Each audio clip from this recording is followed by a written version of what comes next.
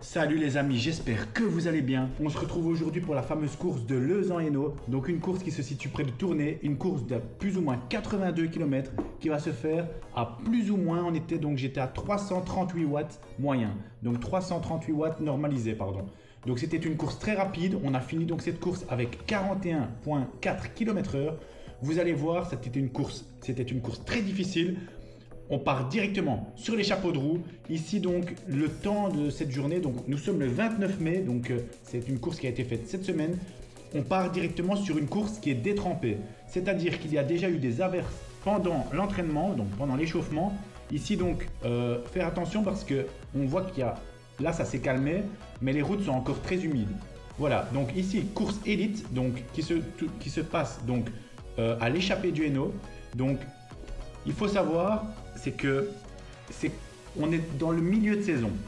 C'est-à-dire que c'est maintenant que les hommes qui sont en forme vont commencer à se dévoiler. Mais il y en a déjà qui ont déjà fait beaucoup de courses, qui sont déjà un petit peu cramés. En gros, ça va être très très palpitant à regarder. Je fais mon grand retour sur YouTube. Vous étiez beaucoup à me demander donc où j'en étais niveau des vidéos, etc. Parce que j'ai arrêté quand même pas mal de temps. On se retrouve enfin sur une course. Je pars sur un tout nouveau... je vais faire des nouveautés sur la chaîne en réalité. Vous voyez bien donc sur cette vidéo, j'ai décidé de filmer en même temps. J'espère que ça vous plaira, vous me direz.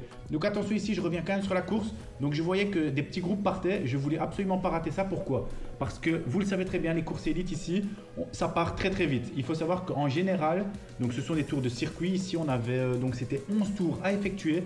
11 tours de 7,5 km. Il faut savoir que ça part très très vite. En général, dans les 2-3 premiers tours, l'échappée est partie et puis derrière, ça fait blocus. Donc il faut savoir, ici, je voyais que ça partait, je vois qu'en plus le temps il est dégueulasse, les gens ils vont faire super attention, ça va, voilà. Je voulais être absolument placé tout devant et en plus de ça ne pas perdre les coups. Donc je vous ai surtout pas partir en retard. Donc dès que je voyais, j'essayais de recoller, hop, je me remettais dans les roues. Ici donc la longue ligne droite, vous allez voir c'est un circuit qui est extrêmement compliqué parce que on a toute une ligne droite ici que vous allez voir dans les champs. Ensuite on arrive dans le village où on passe entre les maisons où on est bien à l'abri.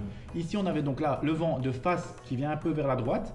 Donc bien s'abriter, c'était important. Malheureusement donc le temps était dégueulasse, mais vous allez voir, je vais essuyer la GoPro de temps en temps pour qu'on voit quand même mieux. Donc vous me direz donc si vous aimez bien la vidéo, le système que je suis en train de vous partager, tout simplement parce que j'ai mis la GoPro en train de me filmer pendant que je regarde la course et que je vous la commente en direct, donc je la vois en même temps que vous. Donc ça va être donc quelque chose qui va permettre en même temps de rendre la vidéo plus dynamique. Je ferai des améliorations, des ajustements au fur et à mesure au niveau de vos commentaires, ce que vous me direz.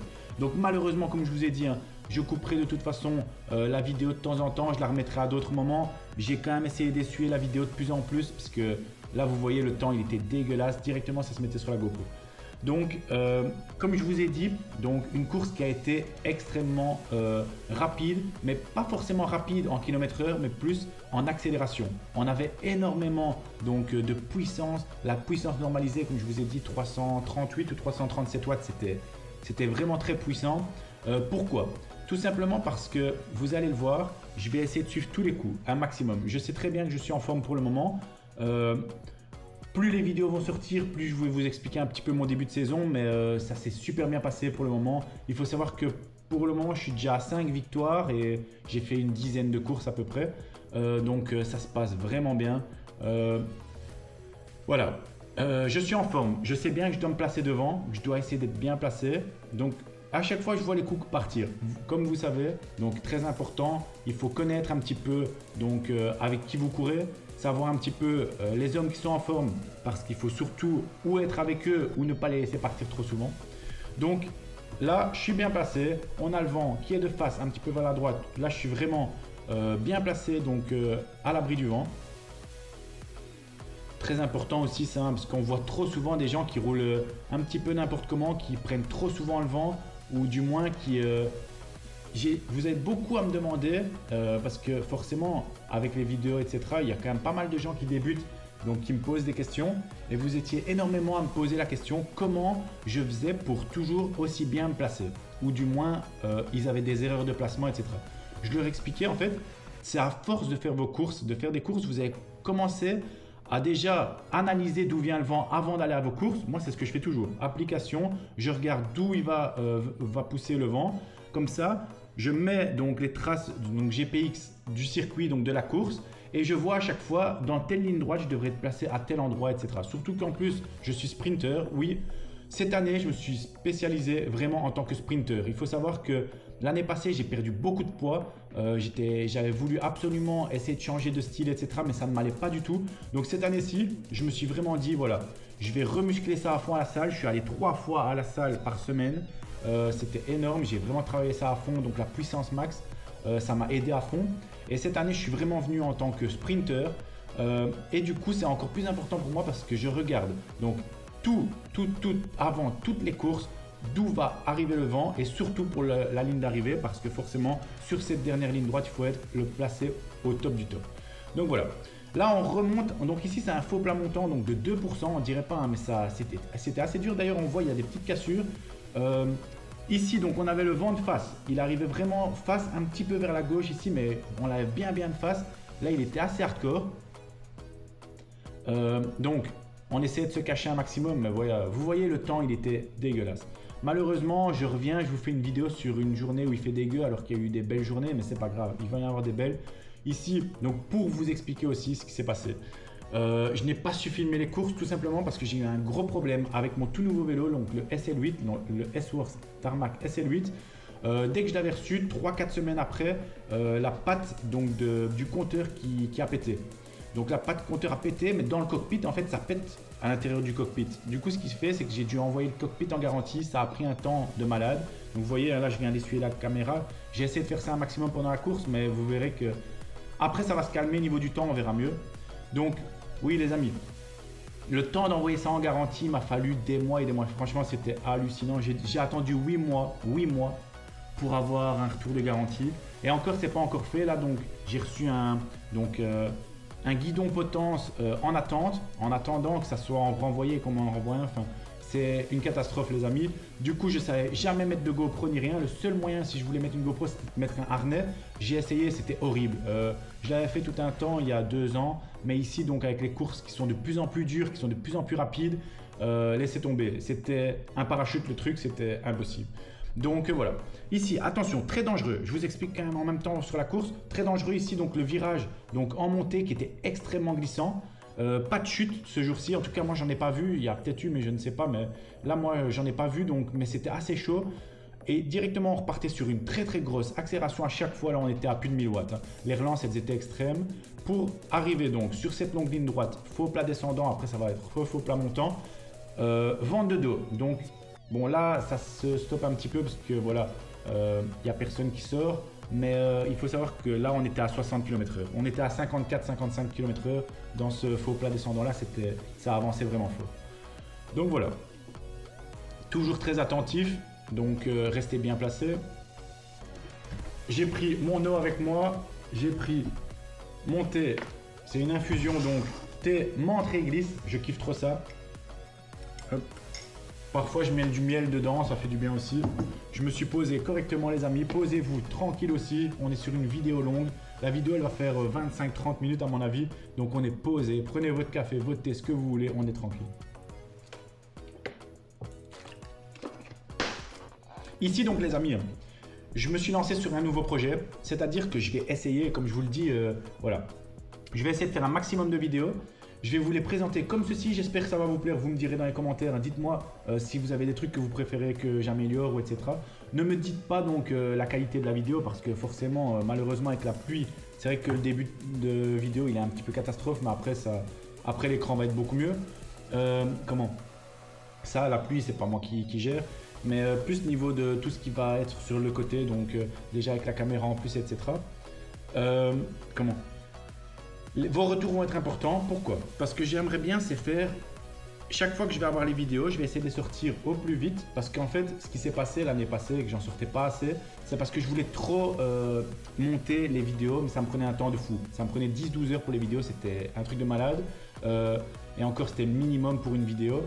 c'était fou. Tandis qu'ici, je me dis, en les commentant en même temps que vous, tant pis, il n'y aura pas de coupage de ci, de ça. Je suis en même temps que vous, je dis des conneries, il n'y a pas de souci, mais je regarde la vidéo. La vidéo, elle dure 25-30 minutes, on s'en fout, je le fais avec vous et on est en direct. À chaque fois, donc mettez dans les commentaires si des fois vous avez des questions sur quoi que ce soit. Je peux répondre en même temps pendant les vidéos quand on voit que voilà, il y a des moments comme ceci où c'est un peu plus calme. À savoir qu'il y a des moments dans la vidéo où ça va être beaucoup plus hardcore. Pourquoi? Parce qu'on va avoir des grosses attaques. Donc là, on arrive sur un moment très important. Regardez sur la gauche là-bas, Timothée Lalleux qui attaque. On voit mal pour le moment sur la vidéo, mais vous inquiétez pas, on va avoir beaucoup mieux après parce que le temps va se calmer et ça va être beaucoup mieux. Mais le moment ici est très important, regardez. Ça commence à accélérer. On arrive sur la ligne d'arrivée, donc ici, pour commencer le deuxième tour. Il faut savoir que, comme je vous l'avais dit, on arrive dans la ville. Tous des moments très techniques. Et là, maintenant, par contre, la technique est très importante pour réussir à faire des écarts. Regardez très bien comment ça va se passer. Donc, on voit Timothée Lalleux qui accélère. Il y a Björn de Decker qui est juste là devant moi et moi, je suis vraiment bien placé. Je vois que ça suit bien. Là, je suis bien placé parce qu'il faut savoir que derrière, ils sont en train seulement de faire leur relance. Pourquoi? Parce que le peloton s'est étiré énormément avec donc, les petits virages techniques que vous voyez ici. La dangerosité aussi donc, de la route qui est très glissante. Là, je suis bien placé dans les roues. Mais je voulais absolument que vous regardiez ce moment-ci, même si la vidéo, voilà, elle n'est pas top niveau qualité. Après, ce sera beaucoup mieux, mais c'est important de regarder parce que c'est maintenant que l'échappée va partir. Et comme je vous l'avais dit, ça part très très tôt. Donc, dans ces courses élites, c'est tellement nerveux que tout le temps, dans les 2-3 premiers tours, c'est parti. Regardez ici, donc 2-3 virages, ça roule pas encore trop fort, mais il faut savoir que tout le monde est en file indienne là. Il faut savoir que c'est des virages où on sait prendre qu'à une personne. Et regardez là, directement, Timothée, donc du team Spartacus qui tape une accélération. Directement Björn qui attaque avec. Moi, je suis dans sa roue, je suis très très bien placé. Là, il faut savoir que tous les autres sont en train de faire leur relance dans le virage. Vous inquiétez pas que le temps d'accélérer et de revenir à nous, c'est une dinguerie. Directement, Björn qui se retourne, qui voit que derrière, il n'y a qu'une personne qui m'a suivi. On est à 4. Donc, directement, il prend le relais, il tape des watts. Il faut savoir que Björn est quelqu'un qui gagne énormément de courses. Il faut savoir que les courses auxquelles il participe, il gagne 95% des courses, si pas plus. C'est une dinguerie. Il a gagné énormément de grands fonds d'eau, tout ce que vous voulez. C'est un coureur de classe mondiale, il n'y a rien à faire. Il bat même des professionnels, c'est fou. Donc ici, je suis dans sa roue, je suis dans la meilleure roue qui puisse exister. Directement, il me demande le relais, sauf qu'il faut savoir qu'on avait fait une grosse accélération. Je me retourne, je vois que c'est vrai qu'on était parti, on n'était plus qu'à 4. Directement là, je me mets à rouler. Donc, c'est pas grave. Vent de face. J'étais en train de tirer la langue, je me mets en position aéro, directement, pack, j'y vais, j'embraye, je prends mon relais, je calcule pas, tout simplement parce que je voulais absolument qu'on arrive à prendre de l'écart. Ici directement, vous voyez, donc ça reprend directement le relais, je suis bien placé, je reste dans les roues correctement pour ne pas prendre le vent parce qu'il faut savoir que là on était en train de pousser du 480 watts minimum. Il y a des moments où je me disais même, c'est pas possible, je vais péter tellement ça accélérait vraiment vraiment fort, mais à savoir, quand vous prenez une échappée ou quand vous partez en échappée, c'est les 2 minutes les plus importantes, les 2 premières minutes, mais c'est surtout les 5 minutes qui suivent en fait. En réalité, l'effort va durer à peu près un effort de PMA. Pourquoi? Parce que déjà, vous devez faire un gros effort net pour faire un écart avec le peloton, mais après, vous devez continuer à prendre de l'avance pour éviter que ou le peloton veuille revenir sur vous, ou du moins qu'il y ait des attaques. Donc voilà. Là, directement, on voit, on arrive bientôt à l'entrée du 3e tour. Donc, à savoir qu'on a pris très très vite, 1 minute 30 d'avance. Ça roulait très fort. Les 4 ont tourné comme des oufs. Franchement, c'était très très rare les moments où on était en dessous des 400 watts. Ça poussait vraiment bien. Donc, comme vous voyez, la vue, c'est quand même mieux. Donc, le temps s'est calmé, il y a encore un petit peu de pluie, mais au niveau de la caméra, c'est beaucoup plus visible, donc ça fait plaisir. Là, maintenant, on arrive dans un moment qui est complètement différent. À savoir, donc, on est au 3e tour, donc ça fait, donc là, on est à peu près, donc ça faisait combien? Une vingtaine de minutes, 21 minutes, je pense, qu'on était parti. Je dis peut-être des conneries, enfin soit. 3 tours, c'était à peu près même 30 minutes, je pense. Donc, il faut savoir. À partir de maintenant, on doit rouler. Donc, tu n'es plus dans un moment où tu dois être à PMA. C'est-à-dire que tu dois rouler donc, pour ne pas te faire rattraper par derrière, mais tu dois savoir aussi t'économiser pour ne pas être cramé directement et lâcher tout, quoi. Donc voilà. Là, il faut savoir qu'on prenait tous nos relais correctement, c'était important. forcément, il y en a qui sont beaucoup plus forts que d'autres. Comme je vous ai dit, là-dedans, il y a des machines de guerre, il n'y a rien à faire. Mais ce qui va être super important, c'est de bien gérer son effort.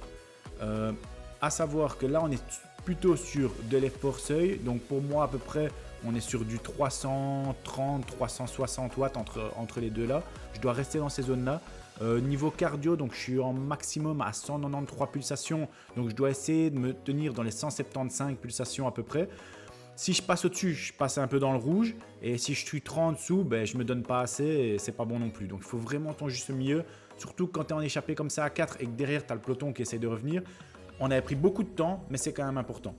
Il faut aussi savoir que si tu ne roules pas bien, que tu roules pas assez ou quoi que ce soit, l'échappée peut aussi se désorganiser. Enfin, voilà, vous savez comment ça se passe. Enfin, il y a tellement de trucs à prendre en compte que c'est super important. Là, tout se passait bien, ça roulait vraiment rapidement, ça roulait fort. Comme je vous avais expliqué, il y a un effort donc de 2 minutes, 1 minute, 2 minutes à faire à fond pour faire l'écart. Il y a un effort donc de 3-4 minutes à faire donc pour arriver à 5 minutes au total à peu près pour dire d'être parti et que le peloton, ils se disent on est trop loin, ils ne savent pas faire l'effort pour revenir. Et maintenant, c'est l'effort à continuer sur la longueur en mode tu as ta minute 30 d'avance, tu dois gérer ton temps. Sachant que maintenant, à l'arrière, forcément, ils se font la guerre pour essayer de faire un groupe de contre. Mais une fois que tu as raté le coche comme ça, pour revenir, il faudrait ou alors que nous on se regarde et que ça roule plus, mais là il n'y a que des coureurs qui sont quand même très puissants, qui font beaucoup de victoires. Voilà, on est tous des coureurs qui ont déjà gagné beaucoup de courses cette année alors qu'on n'est qu'en milieu de saison, même pas encore. Donc de 1, et en plus de ça, là ça avait l'air de bien s'entendre. Maintenant, voilà, on se connaît tous. Moi, je les connais. Voilà, je sais bien comment ça roule, donc je dois rester méfiant parce que je sais très bien que je dois toujours avoir l'œil qui est derrière parce que dès que je prends un relais, par exemple ici, quand j'avais des relais de face à faire, j'avais toujours l'œil qui partait en arrière parce que je savais très bien d'un moment ou un autre, à la fin de mon relais, on pouvait m'attaquer. Voilà, c'est comme ça. Ils ont leurs forces, j'ai mes forces. Ils savent très bien que je suis très fort au sprint, donc ils vont tout faire pour essayer de me lâcher avant. Sauf que ce qui se passe, c'est que vous allez voir, ça va rouler vite, ça va rouler très fort, mais il va y avoir des trucs qui vont se jouer. À savoir que les deux coureurs que vous voyez ici, donc le bleu et le blanc, Björn, en gros, ce sont des équipiers. Ils roulent dans la même équipe. Du coup, ils vont faire une tactique pour essayer de nous lâcher. Donc moi et Timothée. Sauf que Timothée, il ne me connaissait pas encore assez. Et lui, il était plus, il me ciblait moi en gros. Alors que le plus fort, c'était Björn. C'était lui qu'il fallait cibler. Non, lui, il s'est dit, voilà. Il savait bien que Björn était très fort, mais il m'a ciblé moi. Enfin voilà, il y a eu des mauvaises tactiques qui ont été faites, que ce soit de n'importe qui. Et du coup, ça a trop laissé, on est trop rentré dans leur jeu. C'est-à-dire que nous, on roulait, on faisait à fond, donc le taf, donc c'était bon. Sauf que eux, ils en profitaient pour nous attaquer dès qu'ils pouvaient. Enfin voilà. En général, quand vous êtes parti en échappée comme ça, une course d'à peu près 2 heures, après 1h30, il y a des attaques qui partent, etc., qui essayent de sortir. Là, déjà après 40 minutes de course, ils essayaient de sortir, ils essayaient de nous sortir de leur roue. Dès qu'il y avait une difficulté, dès que tu prenais un relais devant, ils essayaient de repartir. Enfin voilà, vous allez voir, course très très chaude. On va y arriver, mais voilà. C'est la course, c'est comme ça. Chacun joue avec ses forces et il faut savoir l'accepter. Moi, je suis quelqu'un qui est mauvais perdant. Voilà. Et quand j'attaque quelqu'un et que je gagne, je suis très content. Quand la personne m'attaque et qu'elle gagne, voilà, je peux que féliciter et c'est comme ça que ça se passe. Donc comme vous voyez, j'ai mis mon micro. Donc parce que voilà, je fais encore des erreurs, je recommence seulement les vidéos. J'ai un super micro au top du top, comme vous voyez, et je vous parle avec le micro de la GoPro. Enfin, vraiment trop con. Donc je l'ai installé comme ça, on est tranquille. Je bois mon petit thé, on est bon. Début de course, on était donc en puissance moyenne, j'étais à 328 watts moyen. Là, on parle vraiment de la puissance moyenne. Le début de course en puissance moyenne normalisée, on était à 355 watts. C'était encore plus gros. Comme je vous avais dit, sachant qu'à la fin de course, on retombait à 337, 338 watts de normalisé. Donc voilà les amis, malheureusement, comme vous pouvez le voir, donc on se retrouve dans le groupe, donc avec Timothée, on s'est fait rattraper par le groupe de contre À savoir qu'on a été vraiment, on s'est fait prendre à notre jeu. Donc, ce qui s'est passé, c'est qu'on a voulu trop bien faire. On a pris les relais comme il fallait. On a bien poussé. Sauf qu'à un moment, j'ai pris un relais vent de face. Je me suis allumé et je me suis fait attaquer. Donc, à 50 minutes de course. Moi, je me disais, ça va au moins rouler jusqu'à 1h30, 1h40 de course. Puis après, ça va s'attaquer de partout. Non, là, à 50 minutes de course, je venais de prendre un relais vent de face. Björn qui m'attaque à fond de balle. Timothée qui ne suit pas. Qui reste dans ma roue. Moi qui essaie de faire l'effort, impossible d'y aller. Je venais de prendre mon relais comme un malade à ce moment-là. Et voilà, on se fait prendre tous les deux. Malheureusement, ils partent, les deux équipiers, ils partent ensemble. Timothée et moi, on se fait reprendre par le groupe de compte. On était dégoûtés. Moi, il faut savoir que là, mon moral, il était à 0. Voilà. Ici, donc, comme vous êtes en train de voir sur la vidéo, donc, on revient sur. Donc, on était en groupe de contre. Ils étaient revenus sur nous, sauf qu'il y avait 2 coureurs qui venaient directement de partir. Là, je ne veux plus me refaire avoir. J'y vais, tant pis. Voilà. Là, j'étais tellement à 0 dans ma tête que voilà. J'ai roulé un petit peu, pas n'importe comment, mais enfin si je peux le dire, j'ai roulé n'importe comment. Je voulais plus que ça sorte, j'y allais surtout. Je voulais plus que ça reparte et je voulais être absolument donc dans le groupe. Donc je me suis quand même cramé un maximum. Là, je repars. Donc on est ici donc avec ces 2 coureurs-ci, Timothée qui est encore dans ma roue. Donc on était à 4 ici. Donc je dis directement Florent, donc le gars qui était avec son maillot de Belgique, donc champion de Belgique, je lui dis viens avec nous, on t'emmène. Donc on part à 4 et tout, on roule, etc. Donc là on prend les relais, tac tac tac, on part, etc. Sauf que ce qui se passe, c'est que derrière, ça veut surtout pas qu'on sorte. Donc ça c'est important à savoir. Donc directement, dès qu'ils voyaient que on essayait de rattaquer avec Timothée, ça attaquait directement derrière, ça essayait de revenir. Donc voilà, on n'arrivait pas à faire sortir donc quoi que ce soit. Sauf que donc ici, donc comme je vous ai dit, quand on s'est fait reprendre par le peloton, il y a un groupe qui est parti. Donc il y a un groupe qui a essayé de s'échapper. Directement, donc là on s'est dit bon, il faut revenir directement sur eux parce que voilà, on venait déjà de se faire lâcher de devant alors qu'on visait le podium sans problème. Et là, ben, directement, on allait jouer quoi? On allait jouer un top 20. On était encore plus dégoûtés. Sauf que, donc directement on fait l'effort, on est donc ici à 4. Derrière, donc il y avait un groupe d'une dizaine de coureurs comme vous avez vu. Ils vont jamais réussir. Ils étaient tout près de nous, mais ils n'ont jamais réussi à revenir sur nous. Et nous, on va réussir à faire la jonction. Vous voyez le groupe qui est juste un peu plus loin ici. Donc en faisant des gros relais. Donc on était surtout à 2 à se relayer avec Timothée. Donc, et ici donc Florent qui va passer donc pour nous donner un petit coup de main. Et on va réussir à revenir sur ce groupe. Super important parce que sinon il faut savoir que là, déjà que moi j'étais moral à 0, il faut savoir que Leuze, je l'ai gagné en 2024 et je fais 2e en 2023. Donc voilà, ici le fait de savoir que je jouais même plus la victoire, j'étais dégoûté, j'avais même plus envie de rouler, il faut savoir. Du coup, pas grave, je me dis, bah, je me suis fait avoir, c'est comme ça, c'est le jeu. Voilà. Donc, ici, donc on revient sur ce groupe, on se dit ouf, c'est déjà une chose de faite, on arrive à faire la jonction. Voilà, dans le peloton donc, ou dans les groupes de compte, ça roule complètement différemment. Il faut savoir que là directement, on va se retrouver dans des groupes où ça va pas rouler forcément constant. C'est juste que ça va essayer de sortir, mais à chaque fois quand c'est des groupes qui sortent d'à peu près 10 coureurs, ça n'arrive pas à s'entendre, etc. Donc quand ça n'arrive pas à s'entendre, ça roule pas. Il faut savoir que j'étais donc, je suis redescendu à ce moment-là, donc dans ces groupes-là, donc j'étais donc dans le groupe de tête à 300, à peu près à 330 et des watts, 330, 340 watts. Ici donc dans le groupe de peloton, on est retombé à 280 watts. Donc c'était beaucoup plus faible quand même niveau puissance. Forcément, comme je vous disais, pourquoi? Parce que on se retrouvait dans des situations où ça attaquait, contre-attaque, attaque, contre-attaque. Ça roulait pas vraiment régulier. Du coup, déjà une bonne chose, on revient dans ce groupe. Là directement, il faut penser à plusieurs choses. Première chose, essayer de faire baisser le cœur parce qu'on voit ça tapait encore quand même beaucoup. Sauf qu'avec tous les efforts qu'on avait fait, donc déjà dans la tête, et regardez ici, ça fait des petites cassures à gauche à droite, à chaque fois il faut venir les reboucher. Et c'est ça en fait le problème, c'est qu'une fois que tu es dans des groupes d'une dizaine de coureurs, tu as toujours un ou l'autre qui fait une cassure et toi tu te retrouves à devoir reboucher le trou. Si tu le fais pas tout de suite, tu es foutu. Tu restes derrière et après tu n'arrives plus à revenir. Donc obligé de faire l'effort au plus vite. Il faut savoir que là, comme je vous avais dit, on avait le vent de face un petit peu vers la gauche. Donc directement, on le sentait très fort. Là, j'arrive à recoller tout juste. Voilà. Et vous voyez directement qu'est-ce qui se passe, ça recoupe les efforts, ça ne roule plus ni rien, donc ça va toujours être des efforts comme ça. C'est pour ça que la fin de course en puissance normalisée elle était extrême. Comme je l'avais dit, 337-338 watts de puissance normalisée. Pourquoi? C'est parce que ça faisait toujours que ça, attaque, contre-attaque, attaque, contre-attaque, ça se calmait, attaque, c'était fou.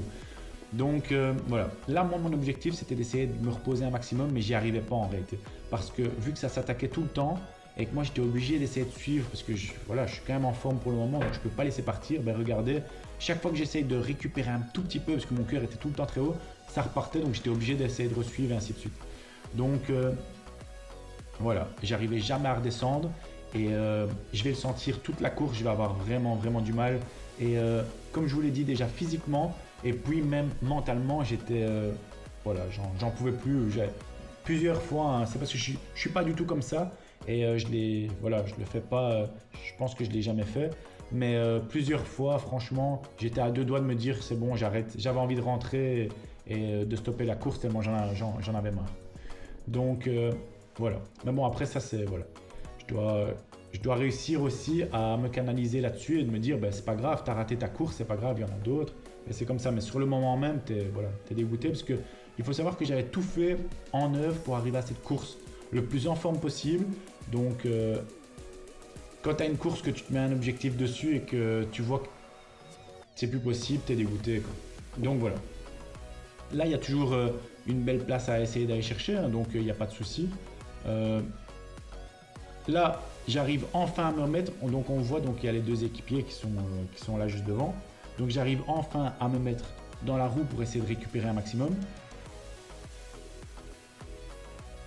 Donc on était dans la fameuse ligne droite donc, qui arrivait donc là on était à quoi? On était à peu près à 2 km avant la ligne d'arrivée.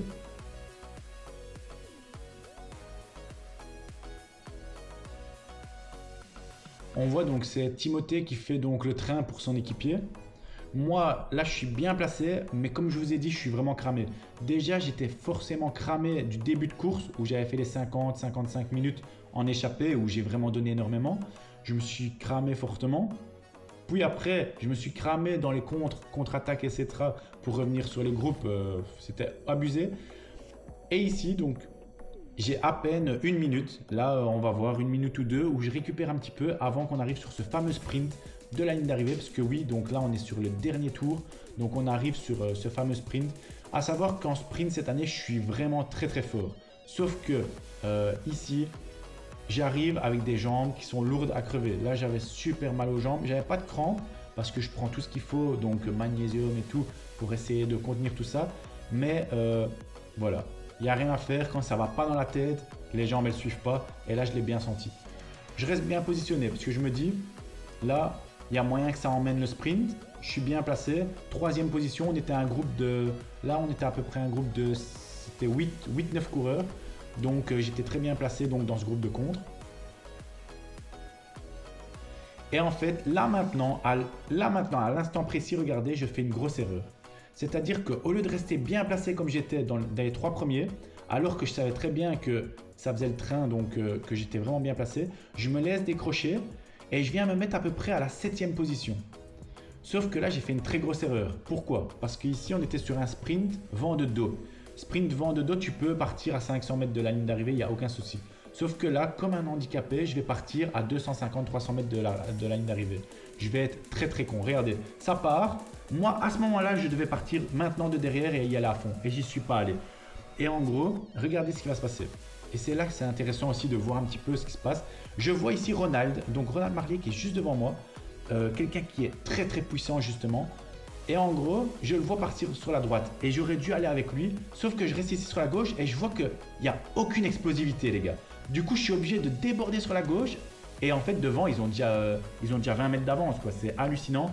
Donc je donne tout pour essayer de revenir. J'arrive à revenir un petit peu, mais j'étais beaucoup trop loin et je finis à la 6e place.